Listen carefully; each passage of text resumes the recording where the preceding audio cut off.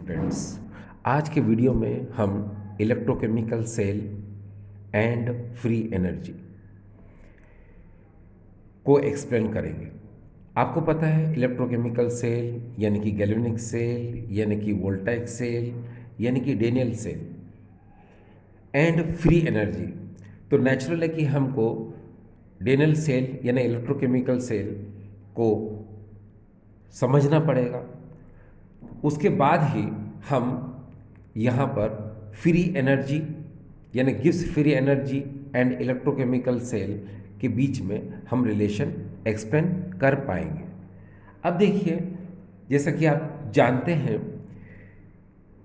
ये देखिए, ये आपकी मोबाइल स्क्रीन पर ये डेनियल सेल है।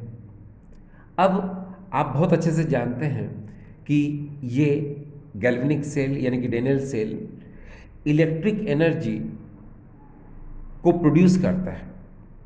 तो आप जानते हैं, यहाँ पर ये देखिए, आपने कंटेनर लिया, इसमें आपने ZnSO4 सॉल्यूशन में Zn इलेक्ट्रोड को डिप कर दिया। फिर आपने एक दूसरा कंटेनर लिया जिसमें CuSO4 सॉल्यूशन में Cu इलेक्ट्रोड को आपने डिप कर दिया। फिर इस Zn इलेक्ट्रोड को और इस Cu इलेक्ट्रोड को आपने वोल्ट मीटर से यहाँ पर कनेक्ट कर दिया। आप जानते हैं यहाँ पर जो Zn इलेक्ट्रोड है, इसका इलेक्ट्रोड पोटेंशियल होता है -0.76 वोल्ट, और यहाँ पर जो कॉपर इलेक्ट्रोड है उसका इलेक्ट्रोड पोटेंशियल होता है +0.34 वोल्ट। ये एनोड की तरह बिहेव करेगा, ये कैथोड की तरह बिहेव करेगा। आपको पता है इलेक्ट्रोकेमिकल सेल में जो एनोड होता है वो नेगेटिव होता है, जो कैथोड होता है वो पॉजिटिव होता है। तो आपको पता है कि जब दोनों इलेक्ट्रोड को आपने यहाँ पर कनेक्ट कर दिया है with the help of wire and voltmeter, तो इसमें इलेक्ट्रॉन्स का फ्लो इस तरफ होना स्टार्ट हो जाएगा। देखिए कहाँ पर, एनोड से कैथोड की तरफ। तो इलेक्ट्रिसिटी का जो फ्लो है वो अपोजिट होता है, कैथोड से क्या होगा, एनोड की तरफ। इस बात को जरा समझिए डियर। क्या, ये देखिए इलेक्ट्रॉन का फ्लो किधर हो रहा है, एनोड से कैथोड की तरफ हो रहा है। ठीक है, एनोड से कैथोड की तरफ। तो इलेक्ट्रिसिटी का फ्लो हमेशा क्या होता है, अपोजिट होता है, यानी कि कैथोड से क्या होगा, एनोड की तरफ होगा। ठीक, तो यहाँ पर आपको ये डायग्राम क्यों समझाया जा रहा है। आप देखिए कि जब दोनों इलेक्ट्रोड को आपने कनेक्ट किया तो इसमें इलेक्ट्रॉन का फ्लो स्पॉन्टेनियस हुआ। याद रखिए क्या बोल रहा हूं मैं, इसमें इलेक्ट्रॉन का फ्लो क्या हुआ, स्पॉन्टेनियस हुआ, यानी कि अपने आप हुआ। तो जब ये स्पॉन्टेनियस प्रोसेस होता है तो डेल जी जो गिब्स फ्री एनर्जी है उसकी वैल्यू क्या होती है, नेगेटिव होती है। ठीक है, एक बार फिर से देखिए कि यहां पर ये स्पॉन्टेनियस प्रोसेस हुआ, तो याद रखिए जब स्पॉन्टेनियस प्रोसेस होता है तो ई सेल की वैल्यू हमेशा पॉजिटिव होती है और गिब्स फ्री एनर्जी की वैल्यू क्या होती है, नेगेटिव होती है। इसको मैं आपको आगे प्रूव करके दिखा दूंगा। ठीक है, तो अभी आप यहाँ पर ये समझिए कि ये वायर के थ्रू जब हमने इसको कनेक्ट किया था दोनों इलेक्ट्रोड को, तो इसमें इलेक्ट्रॉन्स का फ्लो होना स्टार्ट हो गया, यानी कि इसमें इलेक्ट्रिसिटी क्या हो गई, इसके अंदर प्रोड्यूस हो गई। इलेक्ट्रिसिटी क्या हो गई, इसके अंदर प्रोड्यूस हो गई। तो चलिए अब क्या होगा देखते हैं। देखिए यहाँ पर हम समझने की कोशिश कर रहे हैं कि आपको पता है कि उस डेनियल सेल में यानी कि इलेक्ट्रोकेमिकल सेल में इलेक्ट्रिक एनर्जी प्रोड्यूस होना स्टार्ट हो गई, यानी कि इलेक्ट्रिक वर्क स्टार्ट हो गया। तो जो इलेक्ट्रिक वर्क जो होता है वो इक्वल होता है उस सेल के ईएमएफ मतलब ई सेल के, एंड मल्टीपल होता है electric charge flowing through the wire, यानी कि जो उस वायर में जो इलेक्ट्रिक चार्ज है जिसका फ्लो हो रहा है उसका प्रोडक्ट क्या होता है, ये इलेक्ट्रिक वर्क होता है। ठीक है, तो यहां एक बार फिर से समझते हैं हम लोग, electric work is equal to the product of E cell and electric charge flowing through the wire. ठीक डियर, तो आप ये समझ गए इतना। अब यहाँ पर एक बात को जरा समझें आप कि electric charge flowing through the wire, उस वायर में जो चार्ज का फ्लो हो रहा है, यानी कि जो इलेक्ट्रिक करंट है ना, जो फ्लो हो रहा है, वो होता है किसके इक्वल? NF के इक्वल। तो यहाँ पर N क्या है? Number of electron. और यहाँ पर F क्या है? The charge of 1 mole electron. तो रिमेंबर यहाँ पर F क्या है? Charge of 1 mole of electron. तो 1 मोल इलेक्ट्रॉन का जो चार्ज होता है 96500, वो 1 फेराडे के इक्वल होता है। इसलिए हम चाहे तो यहाँ पर Ne लिख सकते हैं और हम चाहे तो यहाँ पर NF लिख सकते हैं। तो मैंने यहाँ पर क्या लिख लिया? NF लिख लिया। ठीक है, this is the charge of 1 mole electron, यानी F यहाँ पर क्या है? The charge of 1 mole electron. इसीलिए मैंने E की जगह पर यहाँ पर F लिख दिया। अब आप जानते हैं कि यहाँ पर N क्या है, तो हम बात करेंगे N, number of moles of electron flowing through the wire. ठीक है, और यहाँ पर F क्या है? मैंने बताया आपको 1 फेराडे ऑफ इलेक्ट्रिसिटी। ठीक है, यानी कि मैंने आपको बताया 1 मोल इलेक्ट्रॉन पर जो चार्ज होता है उसको ही हम क्या बोलते हैं? 1 फेराडे बोलते हैं। ठीक है, तो इसीलिए मैंने 1 इलेक्ट्रॉन की जगह क्या यूज़ किया है? 1F यानी 1 फेराडे। ठीक, अब इस बात को आप जरा ध्यान से समझने की कोशिश करें कि मैंने आपसे कहा अभी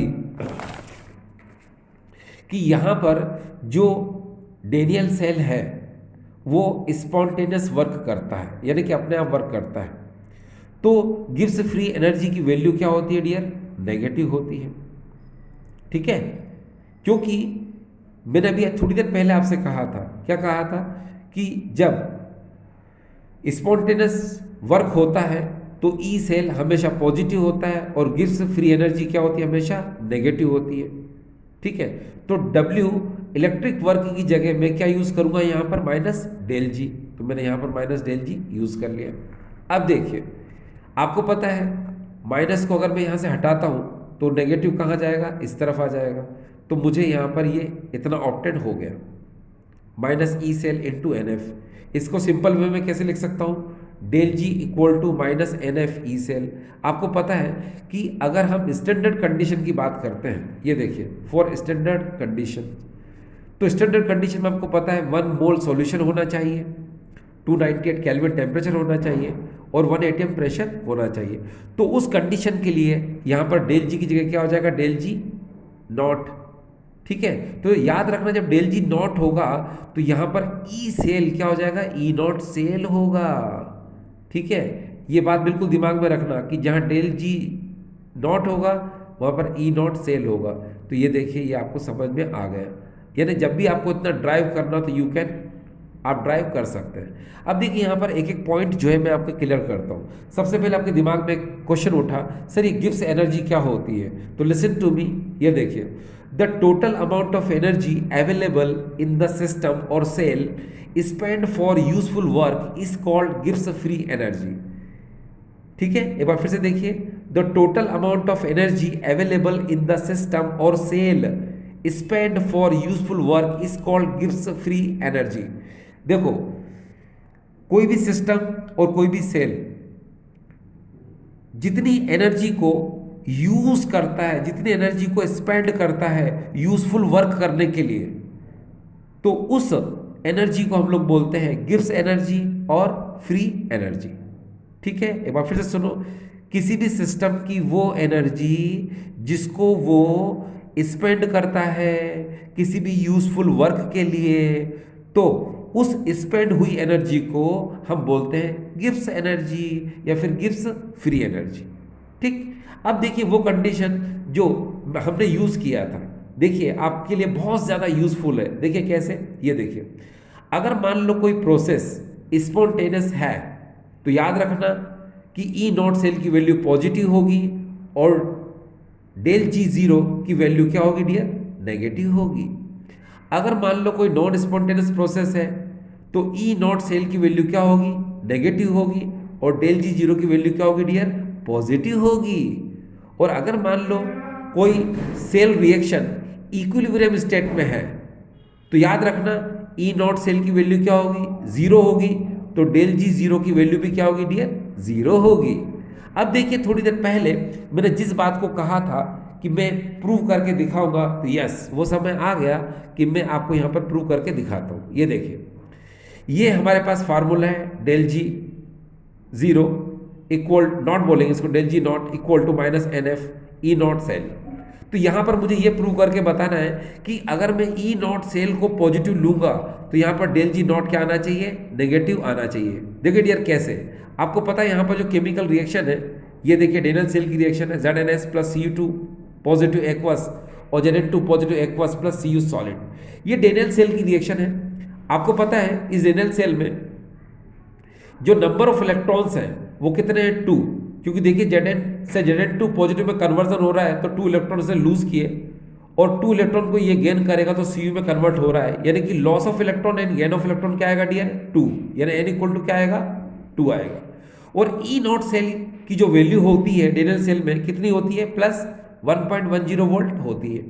ठीक है, अब आपके पास ये फार्मूला है, ये देखिए n की जगह पर आप यहाँ पर 2 रख दो, एफ 1 फेराड है आपको पता है 96500 आपने रख दिया, ई नॉट सेल की वैल्यू रख दो 1.10 वोल्ट।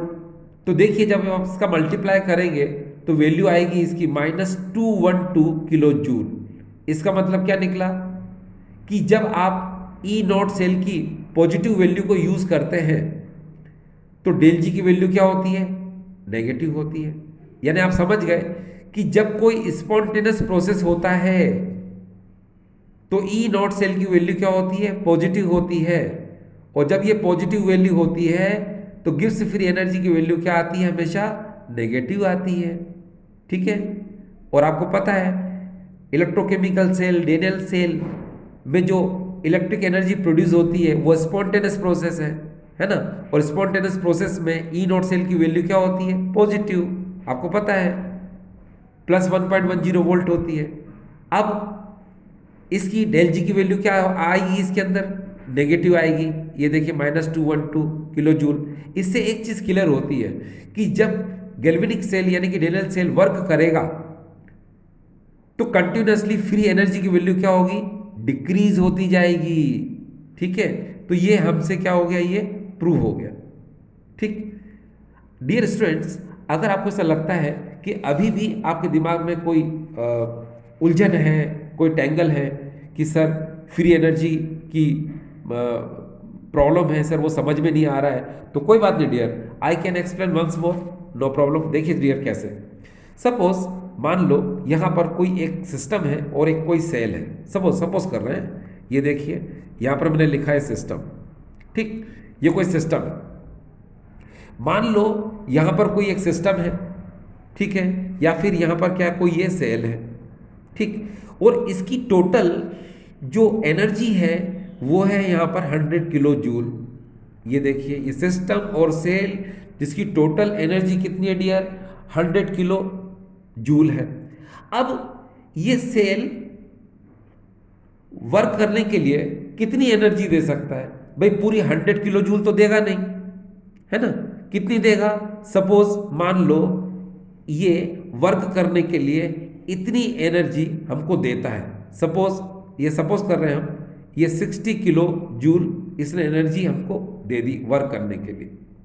ठीक, अब मान लो यहां पर ये सेल वर्क करना स्टार्ट करता है। अब देखिए यहां से स्टार्ट कर रहा है सेल वर्क करना, तो सेल यहां से वर्क करना स्टार्ट करता है, वर्क करता रहता है, वर्क करता रहता है, वर्क करता रहता है, और जब इसकी एनर्जी